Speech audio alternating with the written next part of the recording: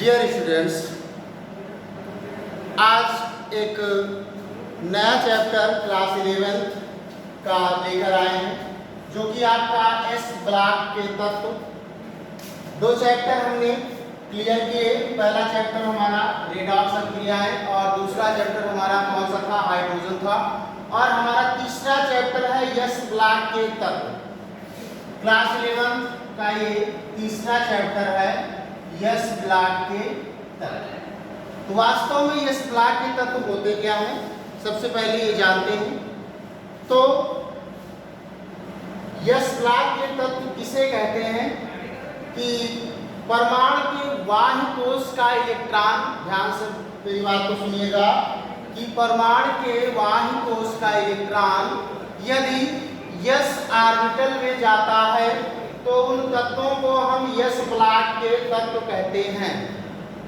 भाई हमने आप लोगों को कोश पढ़ाए यस पी डी एफ। यदि इलेक्ट्रॉन बाह्य कोश के यस में जा रहा है, यस कोश में, तो यस ब्लॉक का। अगर पी में जा रहा है तो पी ब्लॉक का। अगर डी में जा रहा है तो डी ब्लॉक का। और एफ में जा रहा है तो एफ ब्लॉक के तत्व कहलाते हैं। तो वास्तव में यस ब्लॉक के तत्व आवर्त सारणी में हमको कहाँ देखने को मिलते हैं? तो आवर्त सारणी में जो है हमको वर्ग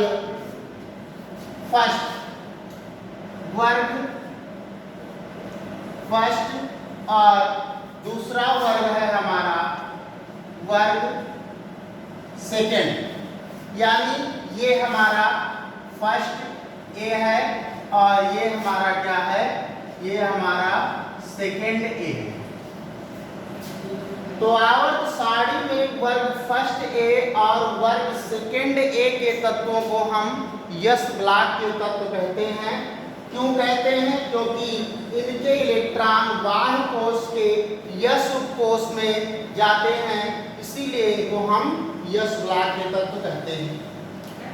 अच्छा, एक चीज और कि जो यस ब्लॉक के तत्व हैं, जैसे यहाँ पर हमने कुछ तत्व लिखे, हाइड्रोजन है, लिथियम है, सोडियम है, पोटेशियम है, रूबिडियम है, सीजियम है और फ्रांसियम है। ये हमारे क्या है? यस ब्लॉक के तत्व हैं वर्ग फर्स्ट ए के। और वर्ग दूसरे की अगर बात करें तो वर्ग दूसरे में हमारे बेरियम है, मैग्नीशियम है, कैल्शियम है, स्ट्रांसियम है, बेरियम है और ये लास्ट में रेडियम, एक रेडियो एक्टिव तत्व। तो कुल मिलाकर ये वर्ग फर्स्ट और वर्ग सेकेंड के जो तत्व हैं वो यस ब्लॉक के तत्व कहलाते हैं। अच्छा, तो यस ब्लॉक के तत्वों में अलग अलग इनको क्यों डिवाइड किया गया है? तो अलग अलग डिवाइड करने का कारण ये है कि भाई इनके गुणधर्मों में भी क्या है? अंतर है। इनके इलेक्ट्रॉनिक विन्यास में अंतर है, इनकी ऑक्सीकरण अवस्था में अंतर है। तो कुछ डिफरेंस की वजह से इनको अलग अलग रखा गया है। और जो वर्ग फर्स्ट के तत्व हैं इनको हम क्षार धातुएं भी कहते हैं। इनको क्या कहते हैं? क्षार धातुएं कहते हैं। वर्ग फर्स्ट ए के तत्वों को क्षार धातुएं कहते हैं और जो वर्ग सेकेंड ए के तत्व हैं इनको हम क्षारीय मृदा धातुएं कहते हैं। क्षारीय मृदा धातुएं कहते हैं। अब भाई ये क्षार धातुएं हैं और ये क्षारीय मृदा धातुएं हैं। फर्स्ट ए के तत्वों को हम क्षार धातुएं, यानी ये जो तत्व हैं इनको हम क्षार धातुएं कहते हैं और ये जो हमारे दिए गए हैं इनको हम क्षारीय मृदा धातुएं कहते हैं।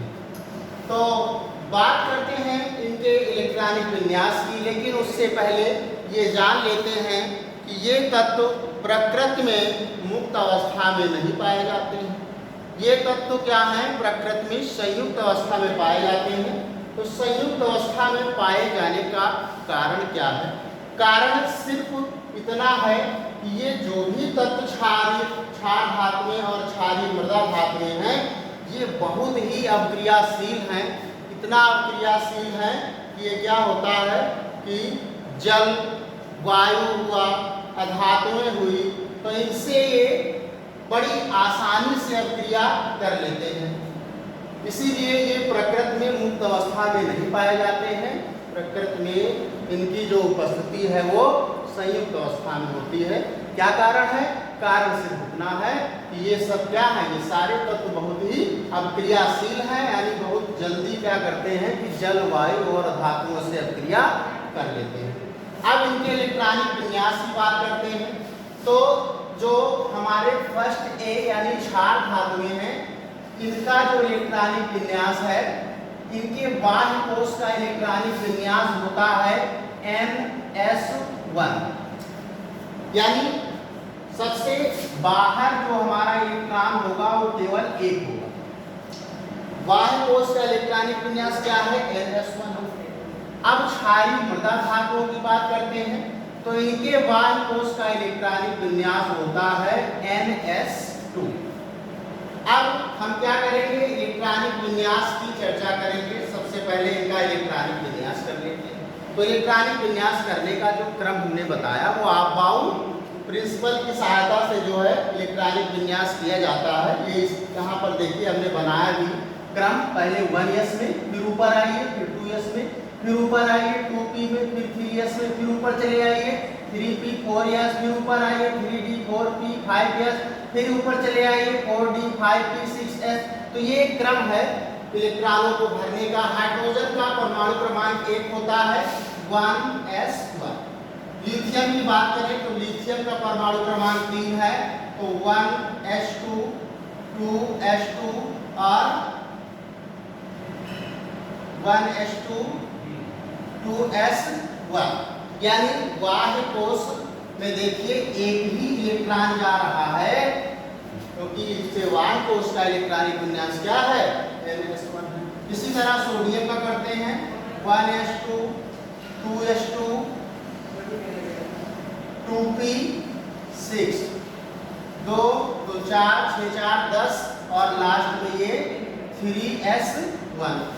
पोटेशियम का 1s2 2s2 2p6 3s2 3p6 3p6 हो गया। कितना हो गया? 2 2 4 6 4 10 तो 12 6 18। लास्ट में इलेक्ट्रॉन कहाँ जाएगा? 3p6। नहीं जानकारी है तो यहाँ से देख लीजिए 3p में हमने 6 इलेक्ट्रॉन डाल दिए, उसके बाद हमारा 4s। अब 4s में क्या हो जाएगा? एक इलेक्ट्रॉन आ जाएगा। अब बात करते हैं रुबिडियम की। 37 है, तो 1s2 2s2 2p6 3s2 3p6, उसके बाद 4s2। अब 4s2 के बाद फिर किसका नंबर आया?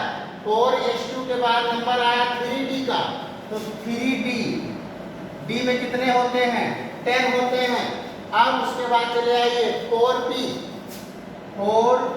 में, p में कितने? 6। फिर इधर चले आइए 5s, यानी 5s1। ये हो गया, यानी पहले कोष में, फिर दूसरे में, फिर तीसरे में, फिर चौथे में, फिर पांचवें में, यानी अगले में क्या होगा? छठवें में इलेक्ट्रॉन जाएगा। तो 1s2 2s2 2p6 3s2 3p6 4s2 3d10 4p6 5s2। अब 5s2 के बाद हम कहाँ चले आएंगे? इधर 5s2 हो गया। फिर उसके बाद 4d10 इधर हम लिख लेते हैं 4d10 हो गया हमारा। अब 5p6 उसके बाद 6s1 वायु कोश का इलेक्ट्रॉनिक विन्यास क्या है? NS1। देखिए सब में लास्ट में एक ही इलेक्ट्रॉन आ रहा है, ठीक है। ये पहला कोश में आ गया, फिर दूसरे में, तीसरे में, चौथे में, पांचवें में, छठवें में। अब फ्रांसियम बचा हमारा, इसका 87 होता है। अब इसका इलेक्ट्रॉनिक विन्यास कर लीजिए, 1s2 2s2 2p6 3s2 3p6, उसके बाद 4s2, उसके बाद 3d10, उसके बाद 4p6, उसके बाद 5s2, उसके बाद आ रहा है 4d10 उसके बाद 5p6 उसके बाद 6s1 और 6s1 के बाद हम फिर इधर चले आएंगे 4f, यानी 4f, इसमें हमारे 14 हो जाएंगे, इसमें हमारे कितने हो जाएंगे 14, फिर 5d10, उसके बाद 6p6, उसके बाद 7s1। तो ये हमने क्षार धातुओं के कुछ इलेक्ट्रॉनिक विन्यास लिखे हैं। और एक चीज हमको देखने को मिल रही है, वाय कोष का इलेक्ट्रॉनिक विन्यास हमारा कैसा है, ns1, यानी पहले कोष में एक इलेक्ट्रॉन, फिर दूसरे में एक इलेक्ट्रॉन, फिर तीसरे कोष में इलेक्ट्रॉन, फिर चौथे में एक इलेक्ट्रॉन, फिर पांचवें में एक इलेक्ट्रॉन, उसके बाद छठवें में एक इलेक्ट्रॉन और लास्ट में हमारा सातवें में एक इलेक्ट्रॉन है। तो अब अगर इनकी संयोजकता की बात करें तो बाह्य कोष में एक इलेक्ट्रॉन उपस्थित होने के कारण इन तत्वों की संयोजकता क्या होगी, 1 होगी। अगर बाह्य कोष में 2 इलेक्ट्रॉन उपस्थित हैं तो उनकी संयोजकता 2 होगी। अगर 3 उपस्थित हैं तो 3 होगी। अगर 4 हैं तो वहां पर हम n-8 से पता लगाते हैं संयोजकता।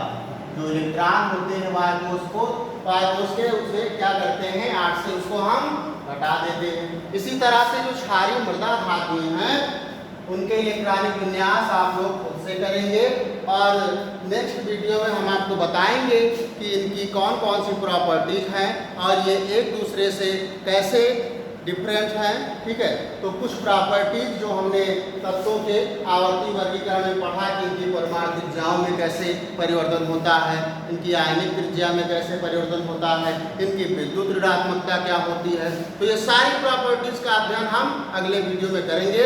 और ये जो इलेक्ट्रॉनिक विन्यास है क्षारीय मृदा धातुओं का, ये आप खुद से करेंगे।